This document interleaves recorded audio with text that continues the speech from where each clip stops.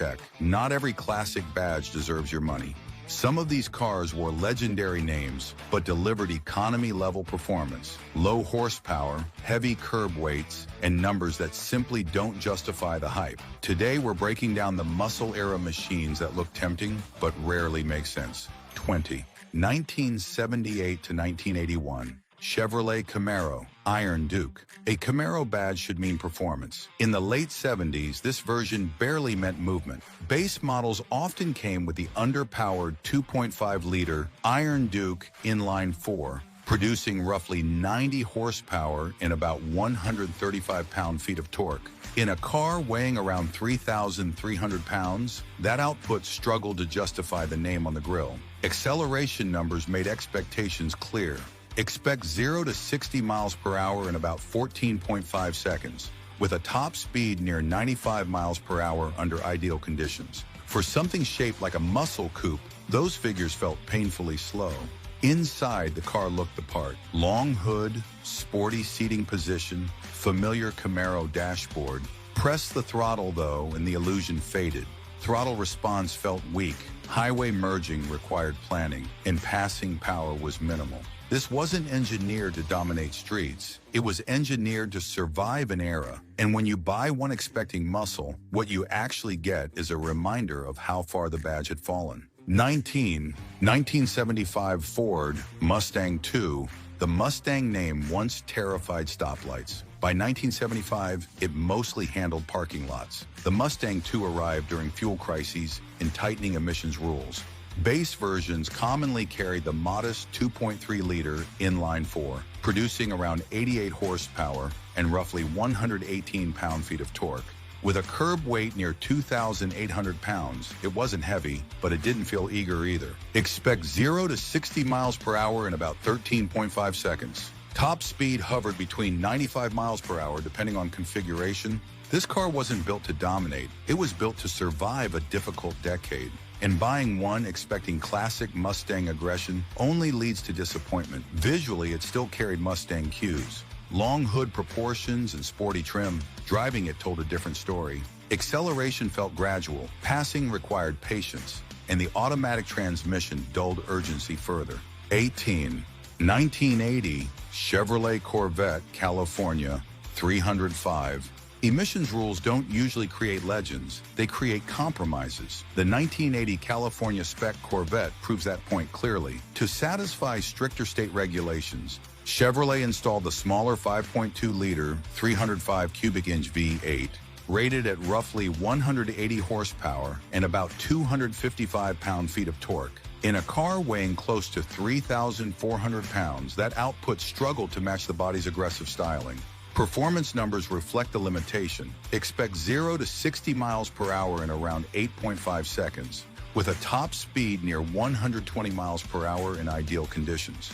Earlier, C3 Corvettes had delivered sharper acceleration and stronger presence. This version leaned toward compliance instead of dominance. The California 305 didn't redefine performance. It maintained certification. And when a sports car feels engineered for regulation first and excitement second, the badge carries more weight than the experience. From the driver's seat, everything still looked dramatic. The low hood, wide fenders, and cockpit-style dash suggested serious capability. Push the accelerator, though, and the response felt restrained rather than urgent. A legendary badge here hides shockingly weak horsepower. 1974 Dodge Charger SE. Opera windows and plush trim can't hide weak performance. By 1976, the Charger name had shifted from street menace to personal luxury coupe. The SE trim focused on comfort, styling, and smooth highway cruising instead of muscle credentials. Under the hood commonly sat the 5.2-liter, 318 cubic inch V8, producing roughly 145 horsepower and about 260 pound-feet of torque in emissions-era form. With curb weight hovering near 3,800 pounds, the Charger SE carried far more mass than urgency. Expect 0 to 60 miles per hour in about 10.5 seconds, with a top speed near 115 miles per hour under ideal conditions. Those numbers were acceptable for daily driving, but disappointing for a badge once tied to high-performance glory. Inside, thick seats, extra insulation, and soft suspension tuning made it comfortable and quiet. Acceleration felt gradual, shifts were smooth, and the engine note remained muted. The problem isn't reliability, the problem is expectation. When a legendary nameplate delivers a luxury cruiser instead of muscle, the gap between image and reality becomes impossible to ignore. Hit like if performance numbers matter more than nostalgia. 16. 1982, Pontiac Firebird 2.5. Iron Duke.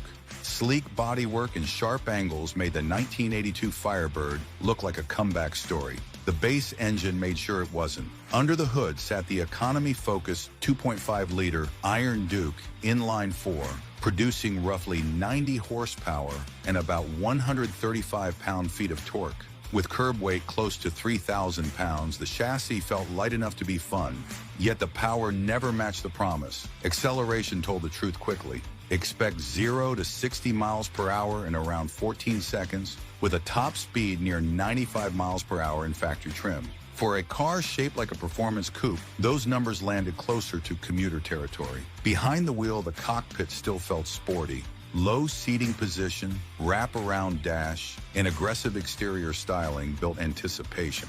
Highway merging required patience, and passing maneuvers needed planning. No hidden surge arrives later. No surprise boost appears at higher RPM. What you see is exactly what you get. A sharp-looking Firebird powered by restraint instead of aggression. 15. 1979, Pontiac Trans Am 301 Turbo. Turbo badges can raise expectations fast. In 1979, reality kept them grounded. Pontiac attempted to revive performance credibility with the boosted 4.9-liter 301 Turbo V8, rated at roughly 210 horsepower and about 345 pound-feet of torque. On paper, that sounded promising. In practice, emissions tuning and early turbo technology limited how aggressively it delivered power.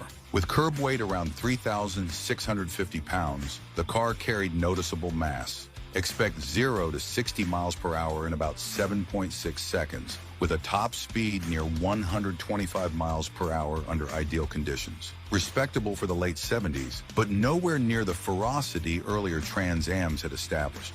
From the driver's seat, everything looked dramatic. Hood scoop, bold graphics, and low stance. Press the accelerator and turbo lag became part of the experience. Boost built gradually, and the automatic transmission softened the surge further. The styling promised intimidation. The drivetrain offered moderation. We'll quickly realize that forced induction alone couldn't restore what regulation and detuning had already taken away. Insurance companies weren't scared of these at all. 14. 1974 Plymouth Roadrunner. The Roadrunner name once meant chaos at stoplights. By 1974, it meant something far calmer. This version commonly carried the 5.9-liter, 360 cubic inch V8, producing roughly 245 horsepower and about 315 pound-feet of torque in emissions-era tune. Earlier, big block monsters had defined the badge. This small block, detuned for regulations, carried the name without the same bite. With curb weight near 3,900 pounds, performance felt softened. Expect 0 to 60 miles per hour in around 7.8 seconds, with a top speed close to 120 miles per hour under favorable conditions. Those numbers weren't terrible for the time, just disconnected from the legacy attached to the emblem. Inside, the focus leaned toward comfort.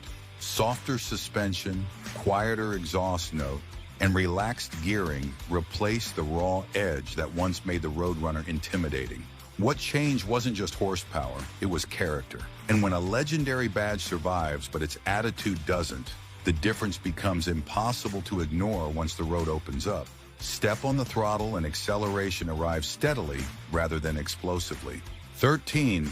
1981 DeLorean DMC12. Stainless steel panels and gull-wing doors created instant attention. Performance never matched the drama. The DeLorean DMC12 carried one of the most recognizable designs of the early 80s. But underneath the futuristic shell lived the modest 2.8-liter PRV V6, producing roughly 130 horsepower and about 153 pound-feet of torque. With a curb weight near 2,750 pounds, expectations quickly collided with reality. Acceleration felt slow for a car that looked this exotic.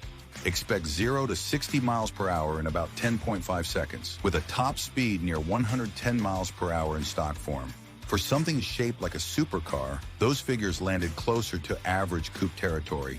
Inside, the cockpit felt unique but not luxurious. Low seating position, simple gauges, and minimal insulation reminded drivers that styling took priority over refinement. Press the accelerator and the response remained steady rather than thrilling. The DMC12 won hearts with appearance. It rarely won races. Owning one means appreciating cinematic fame and design boldness, not expecting muscle car urgency when the light turns green. Subscribe for honest car content, no hype. 12. 1977 Oldsmobile Cutlass 260. By 1977, smoothness replaced strength in many American coupes. The Cutlass 260 proves it. Instead of big displacement confidence, buyers received the smaller 4.3-liter 260 cubic inch V8, rated at roughly 110 horsepower and around 205 pound-feet of torque. In a car weighing close to 3,600 pounds, that output struggled to create meaningful urgency. Acceleration numbers tell the story clearly.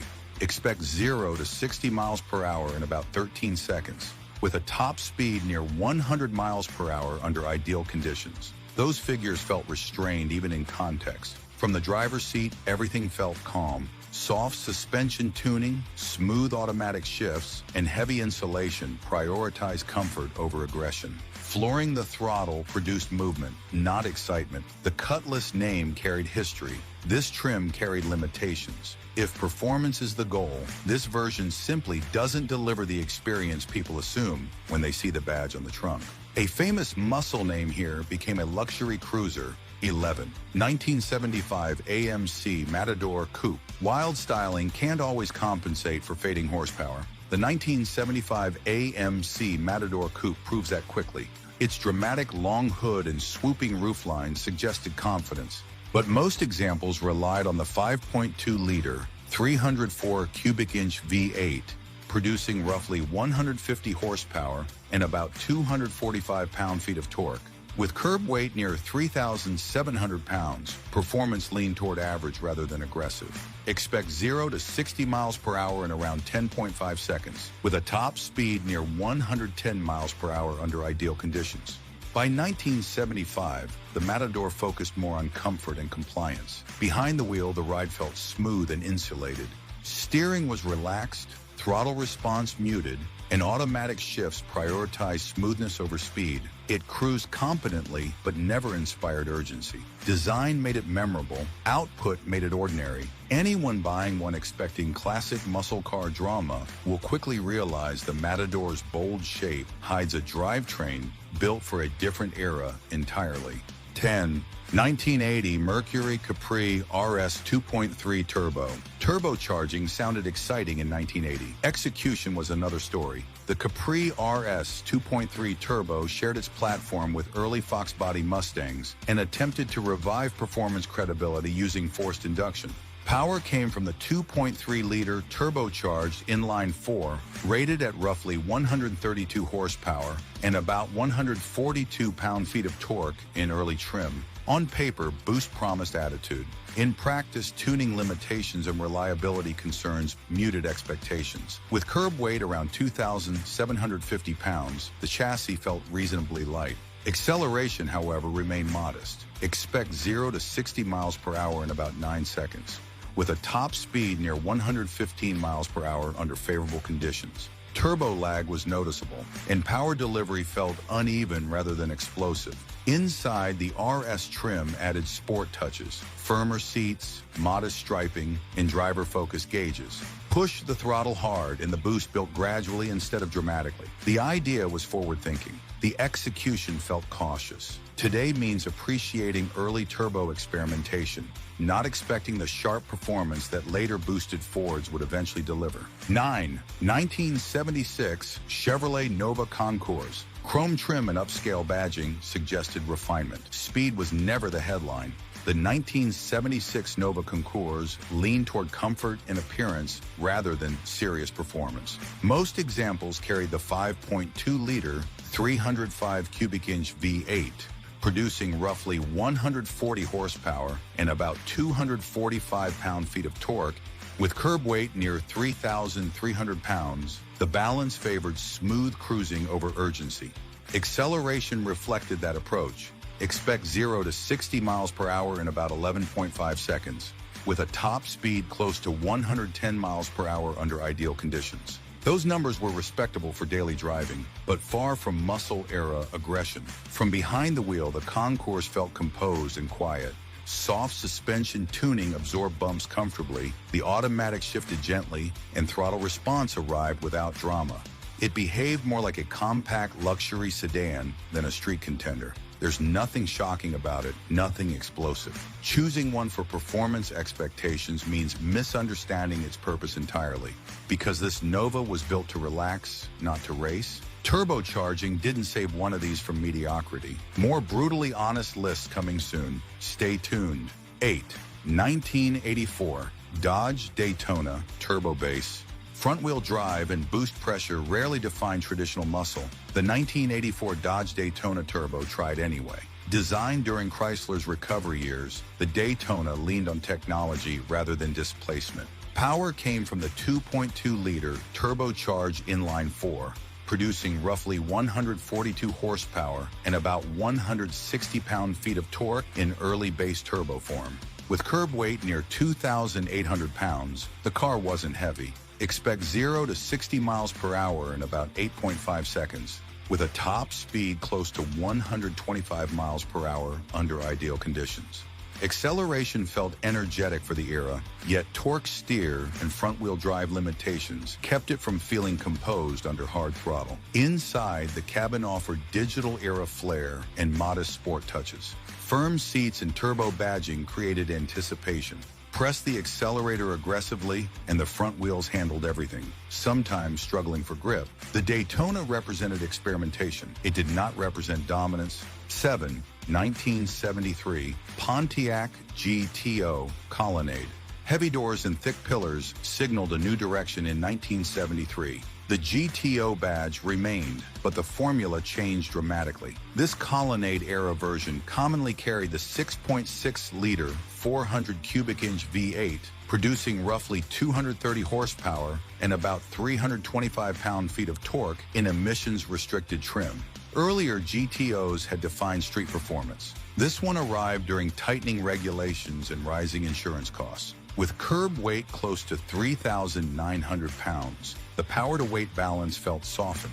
Expect 0 to 60 miles per hour in around 7.5 seconds, with a top speed near 120 miles per hour under favorable conditions. Respectable for the time, yet far removed from the late 60s muscle dominance that built the name. Behind the wheel, the car felt substantial and composed. The ride was smoother, the exhaust quieter, and throttle response less urgent. It cruised comfortably, but explosive acceleration wasn't its defining trait. The badge survived. The attitude shifted. For buyers chasing the raw energy that once defined the GTO, this generation tells a noticeably different story. 6. 1981 Ford Thunderbird 255 V8. Square lines and formal styling gave the 1981 Thunderbird presence. Performance, however, wasn't part of the headline. Under the hood sat the small 4.2-liter, 255 cubic inch V8, producing roughly 115 horsepower and about 198 pound-feet of torque. With curb weight hovering near 3,800 pounds, the power-to-weight balance leaned heavily toward comfort rather than speed. The engine was tuned for emissions compliance and smooth operation, not excitement. Expect 0 to 60 miles per hour in about 13 seconds, with a top speed close to 105 miles per hour in stock form. For a V8 coupe carrying a historic badge, those results felt subdued. From behind the wheel, everything emphasized calmness. Soft suspension, Quiet exhaust and relaxed automatic shifts made highway cruising effortless. Press the accelerator and the response remained steady, not sharp. Long gone were the days when Thunderbird hinted at performance ambition. What remained was refinement and a drivetrain built for patience rather than punch. 5. 1978 Dodge Magnum XE.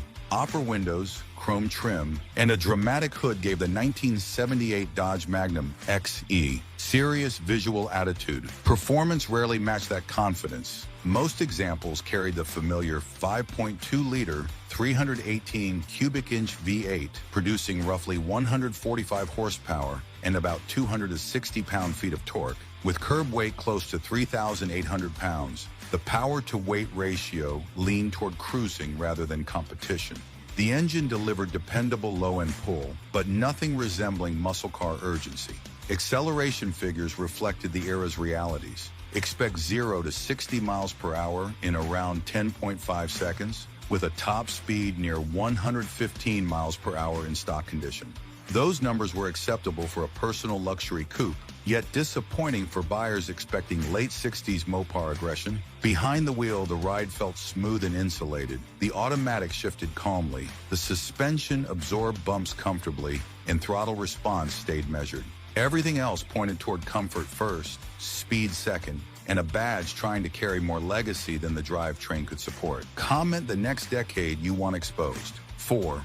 1980 Chevy Monza Spider. Sport stripes and the Spider badge suggested energy. The mechanical reality felt far more restrained. In 1980, many Monza Spider models relied on the modest 2.5-liter Iron Duke inline 4, producing roughly 90 horsepower and about 135 pound-feet of torque. With curb weight around 2,600 pounds, the chassis wasn't heavy, yet the limited output prevented anything resembling real muscle performance. Acceleration remained slow for a car marketed with attitude. Expect 0 to 60 miles